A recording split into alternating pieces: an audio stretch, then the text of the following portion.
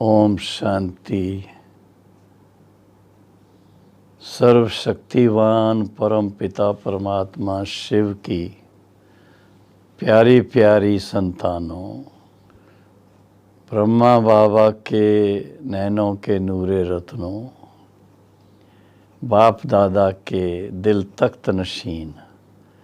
आप सभी बहनें और भाई जहाँ पर भी हैं, सभी को मधुबन से, शांतिवन से बहुत बहुत ईश्वरी याद,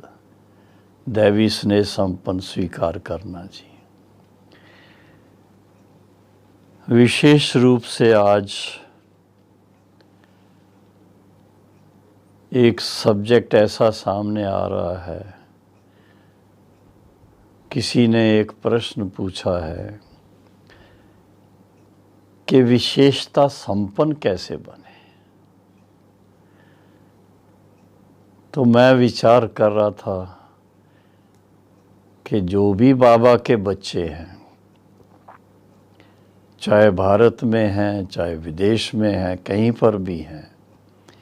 चाहे किसी बड़े शहर में हैं, चाहे किसी गांव में हैं,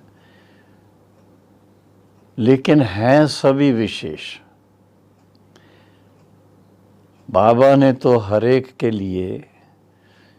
खास एक बात कही है कि इतने अरबों जीवात्माएं धरती पर हैं, इतनी मनुष्य आत्माएं हैं, पर उनमें से पिता परमात्मा को जानने वाले, पहचानने वाले और फिर उनकी आज्ञा पर चलने वाले, ऐसी विशेषता वाले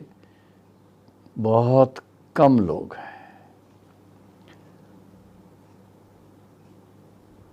आप सोचेंगे कितने होंगे, तो मैं सोचता हूँ यूं तो बाबा को जानने वाले, पहचानने वाले कम से कम भी 15-20 लाख तो होंगे, लेकिन उनमें से भी जो ज्ञान में रुचि रखने वाले हैं, बाबा के महावाक्यों को सुनने के लिए उत्सुक रहते हैं, और आजकल जैसे रिक्वेस्ट आ रही हैं कि कोरोना वायरस के कारण मधुबन में या शांतिवन में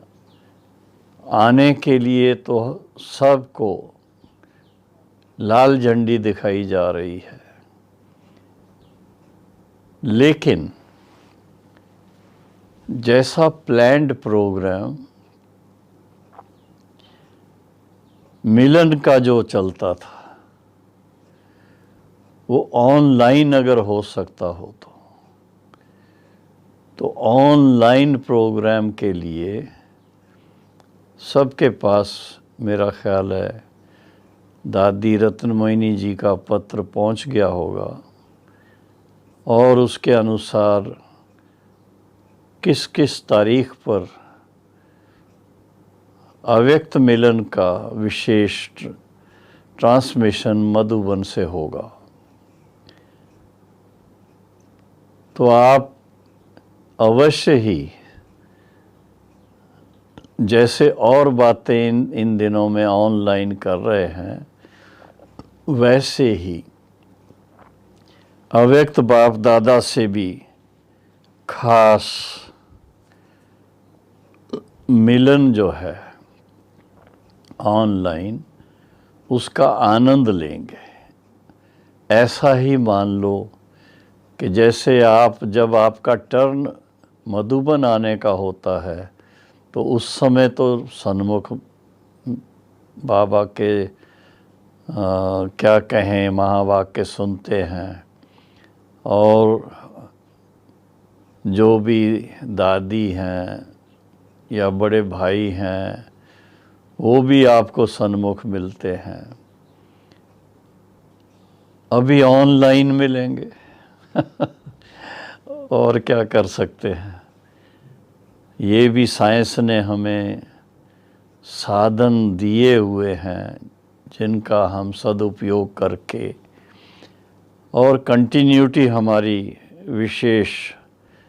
चलती रहे। क्यों कि बाबा ने हम सब बच्चों को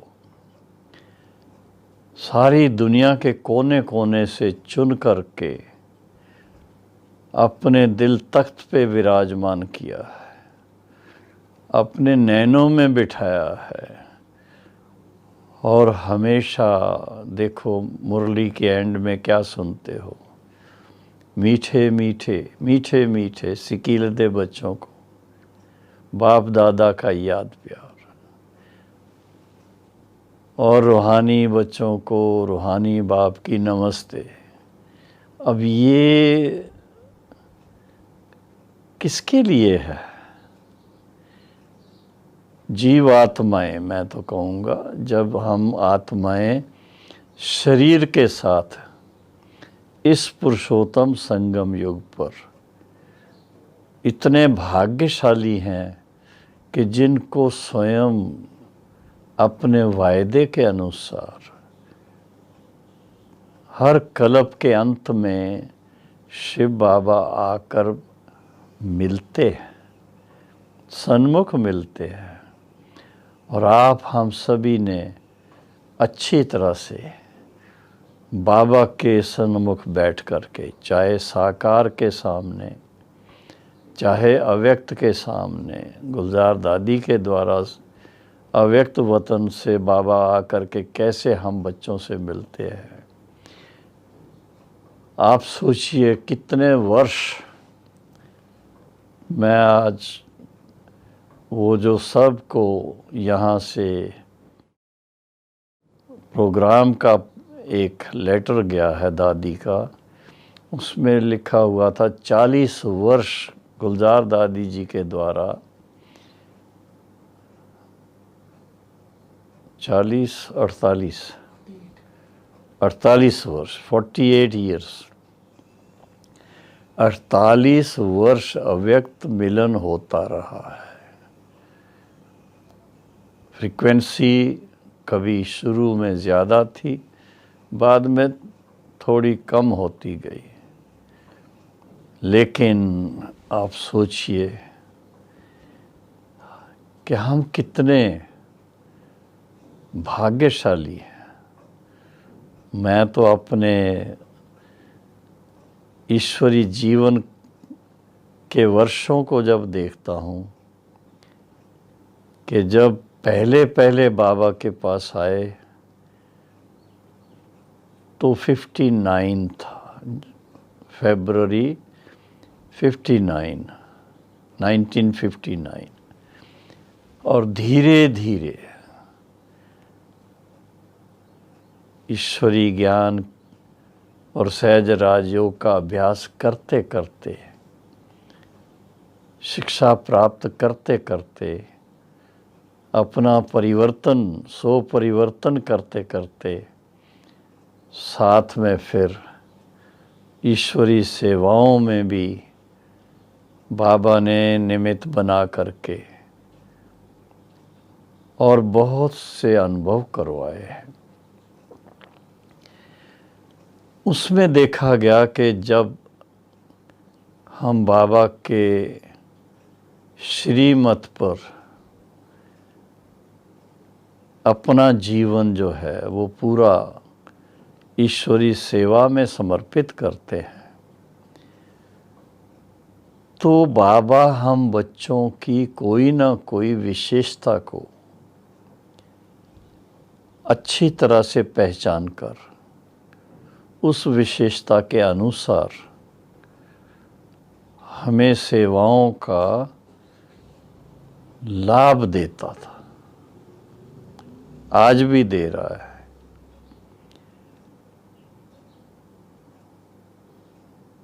जैसे शुरू में जब हमें ज्ञान मिलता है तो हम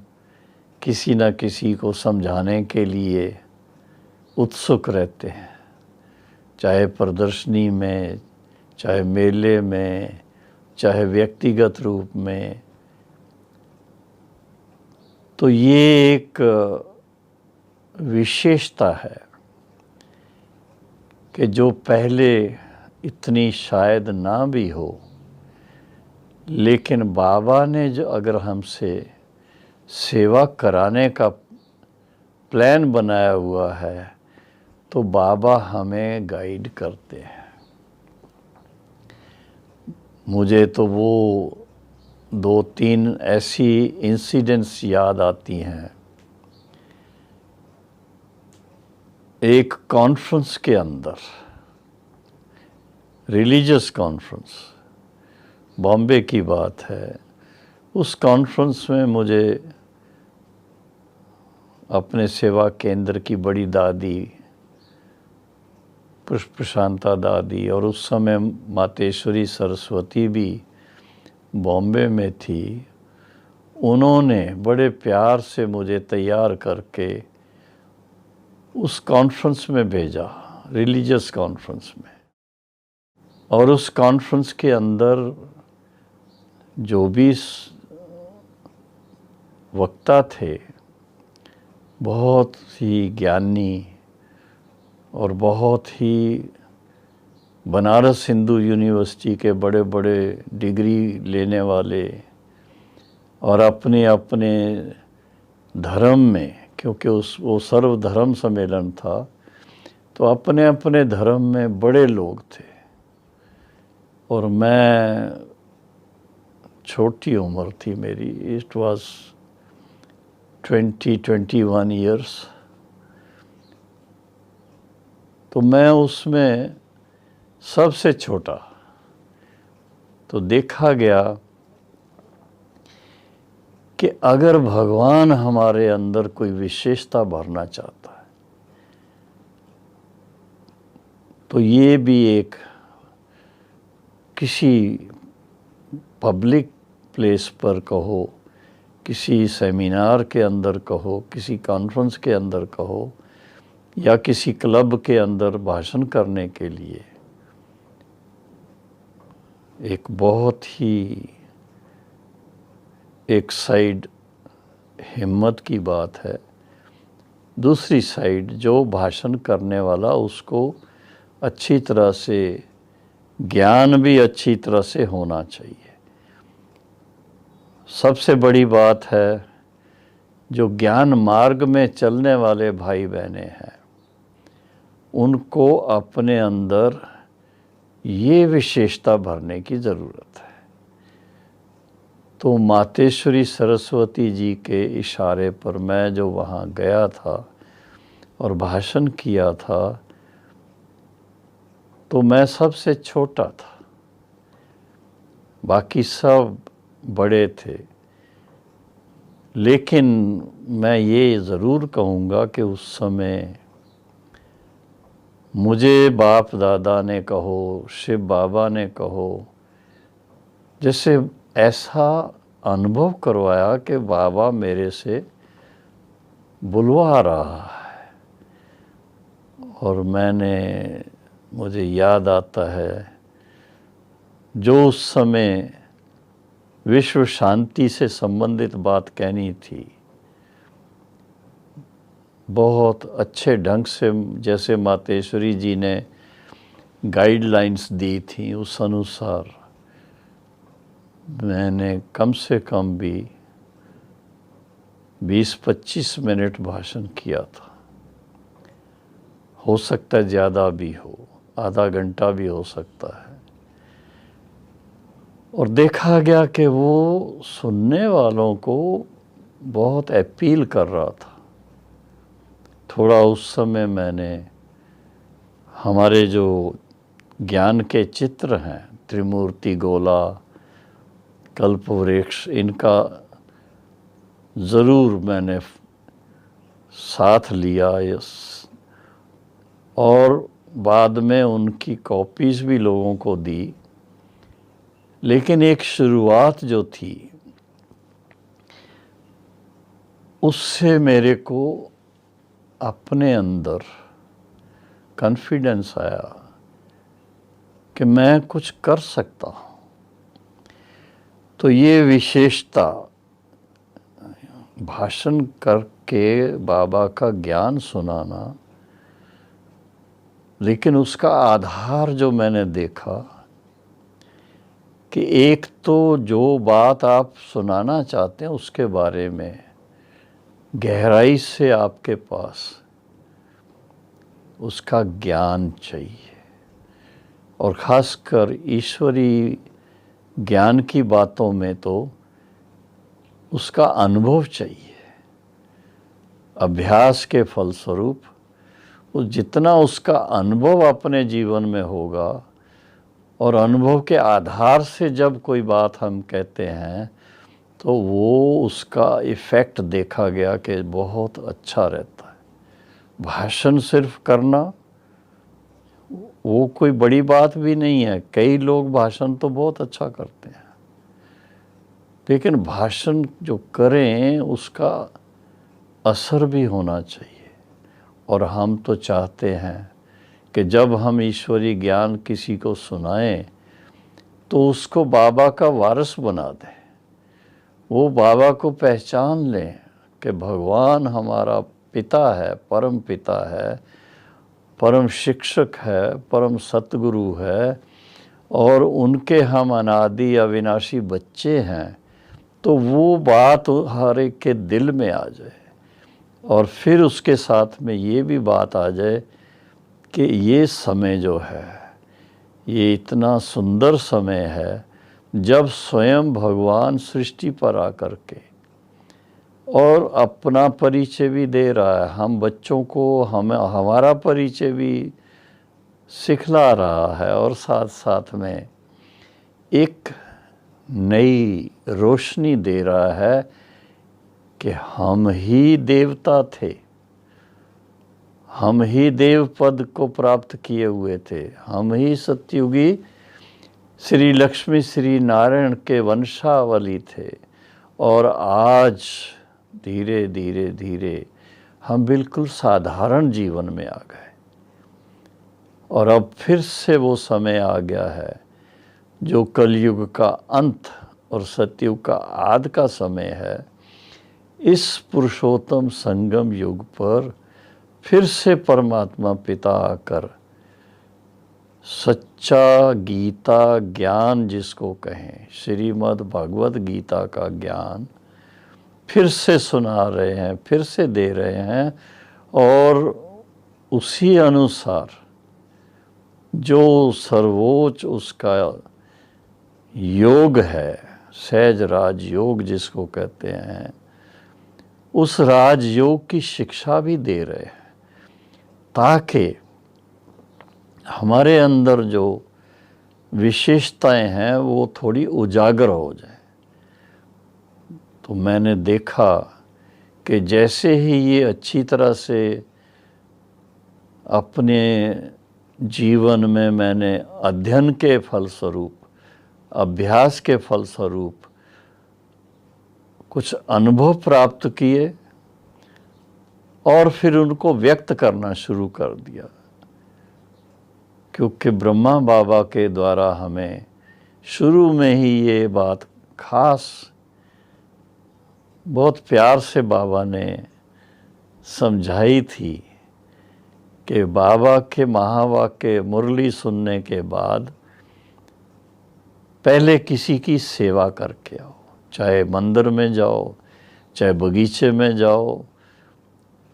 चाहे पार्क में जाओ, कहीं पर भी जा करके किसी ना किसी को बाबा का ज्ञान दे के, परिचय दे करके, उसके बाद आकर के नाश्ता करना है। तो ज्ञान लेना, उसके ऊपर विचार सागर मंथन करना, जिसको बाबा कहते हैं जैसे गाय घास खाती है तो अच्छी तरह से बाद में हजम करने के लिए बैठ के उगारी करती है, तो वो ज्ञान हमारे दिल में छप जाए, अच्छी तरह से उसका संस्कार बन जाए, और उसके बाद वो अपने अनुभव के आधार से दूसरे को भी किसी को सिखा सकते हैं। तो देखा गया कि ये जो बात है, अपने अंदर विशेषताएं भरने का तरीका, जैसे जो भी ज्ञानवान भाई बहने हैं, हर एक के दिल में ये तो आता ही है कि जितना मेरे को बाबा के ज्ञान से और सहजराज योग से आनंद प्राप्त हुआ है, ये आनंद सभी को होना चाहिए, सबको ये ज्ञान मिलना चाहिए। और इसलिए देखा गया है कि हज़ारों लाखों की संख्या में भाई बहनें, चाहे वो टीचर्स हैं, चाहे वो सीनियर बहनें भाई हैं, और चाहे बड़ी दादियाँ हैं, चाहे बड़े भाई हैं, और चाहे गांव में रहने वाले हमारे भोले भाले बाबा के बच्चे हैं, लेकिन जिन्होंने भी थोड़ा भी ज्ञान का अध्ययन किया और उसके अनुसार उनके जीवन में जो आनंद प्राप्त हुआ, सुख प्राप्त हुआ, शांति प्राप्त हुई, 5 विकारों पर उन्होंने विजय प्राप्त की, तो उसके फलस्वरूप दिल होती है हमारे अनेक भाई बहनें जो दुनिया के अंदर हैं, इनको ये अगर ज्ञान मिले तो उसमें विशेषता यही चाहिए कि हम किसी को ज्ञान देने के लिए हमारे अंदर भी योग्यता होनी चाहिए। और विशेषता खास है, एक तो ज्ञान की पूरी समझ चाहिए, दूसरा ज्ञान के अनुसार अपनी धारणा होनी चाहिए, तीसरा 5 विकारों पर विजयी होना ज़रूरी है, और इसके साथ साथ अगर आपके अंदर लिखने की विशेषता है, उसको भी अपने अंदर भरना चाहिए। लिखने की है, संगीत लिखने की भी है, कोई कविता लिखना, कोई गीत लिखना, कोई चित्र बनाना, ऐसी बातें भी बहुत सेवा करती है। मैं थोड़ा साक्षी होकर के बता रहा हूँ कि बाबा की वाणी में से ही ऐसी बात जैसे मैंने पढ़ी कि हम कैसे सतयुग से लेकर के कलयुग अंत तक पहले देवी देवता के रूप में पूज्य होते हैं, और फिर धीरे धीरे 84 जन्म लेकर के पुजारी बन जाते हैं। तो वो जब मुरली के अंदर ये बात मैंने पढ़ी, तो मेरे मन में उस समय आया कि इसका कोई चित्र बनना चाहिए। और वो चित्र बना था सीढ़ी का चित्र। बाबा के महावाक्यों में, मुरली में कभी कभी बाबा मेंशन करते हैं। तो 84 जन्मों की जो सीढ़ी का चित्र है, वो बाबा के महावाक्यों में से ही। तो इस तरह से अपने अंदर विशेषताएं लाने का सहज तरीका। फिर इसके बाद आती है बात कि कई हमारे छुपे हुए संस्कार होते हैं, उन संस्कारों को भी अनकवर करना और उनके अनुसार कुछ इस बेहद यज्ञ की सेवा में योगदान हम कर सकें, वो हमें करना। तो बाबा ने, अव्यक्त बाप दादा ने एक मुझे इशारा दिया, दादी प्रकाशमणि जी और दादी गुलजार जी के द्वारा भी इशारा मिला था, और उसके फलस्वरूप इस यज्ञ की कई सारी एक्टिविटीज़ के लिए जो साधन चाहिए थे, कॉन्फ्रेंसेस के लिए हॉल चाहिए, ट्रेनिंग के लिए ट्रेनिंग का स्थान चाहिए, और इसी तरह से बड़े रूप से जो हमारे प्रोग्राम होते हैं उसके लिए बड़े बड़े हॉल की ज़रूरत है, रहने के लिए इतने स्थान चाहिए, वो सब बातों के लिए तो वो भी बाबा ने विशेषता भरी कैसे, वो मैं साक्षी होकर के बता रहा हूँ कि बाबा की याद में जब बैठ कर के और जिस चीज़ की ज़रूरत है उसके बारे में जब बाबा से मन लगा करके उसका विजुलाइजेशन करते तो वो चित्र सामने आ जाता है। और वो चित्र जो सामने आता है वो फिर आर्किटेक्ट को बता करके उसका फिर नक्शा बनवा करके उसको रिवाइज करके रिफाइन करके फाइनल जो बनता है उसके अनुसार जब कोई स्थान बनता है तो मैं तो यही देखा, चाहे वो हमारा ओम शांति भवन बना, चाहे हमारा ज्ञान सरोवर बना, चाहे हमारा शांति वन और क्या कहें इसको शांति वन बना, या तो मनमोहिनी कॉम्प्लेक्स बना, या संजय पार्क बना, और इसके अलावा दिल्ली के पास जो ORC बना, ओम शांति रिट्रीट सेंटर, और ऐसे ही हैदराबाद में जो रिट्रीट सेंटर बना, और भी कई स्थान हैं ऐसे, लेकिन मुख्य जो इन सब के लिए कैसे बाबा हम बच्चों के अंदर जो कोई विशेषता के संस्कार हैं उनका सदुपयोग ईश्वरी सेवा में कैसे करते हैं, ये प्रैक्टिकल अनुभव हुआ। तो मैं यही सोचता हूँ हमारे सभी भाई बहनों में अवश्य अपनी कोई ना कोई विशेषता है। सबसे पहली विशेषता तो यही है जो आपने अपने ज्ञान के तीसरे नेत्र से शिव बाबा को पहचान लिया, शिव बाबा के रचे हुए इस महायज्ञ को पहचान लिया, और इस महायज्ञ के द्वारा जो सेवाएं हो रही हैं उसमें आप स्नेही और सहयोगी बन गए, तो ये कोई छोटी बात नहीं है, ये आपकी बड़ी ते बड़ी विशेषता है। और वास्तव में देखा जाए तो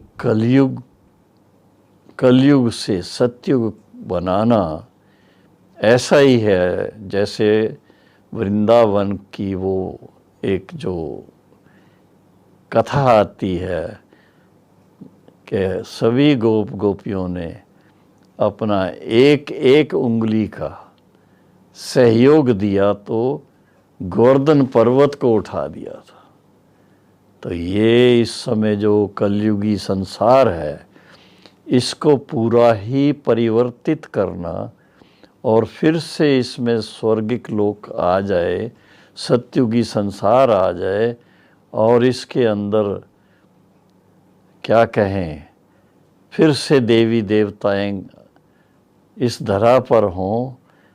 और सभी शांति में हों, सुख में हों, सदा निरोगी काया हो, सदा क्या कहें उसको धन धान्य संपन्न हो, ना कोई दुख हो, ना रोग हो, ना कोई लड़ाई हो, ना झगड़ा हो। तो ऐसा संसार बनाने में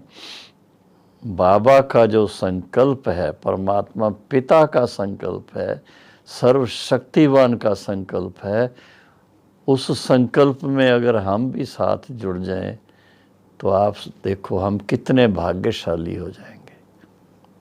ओम शांति।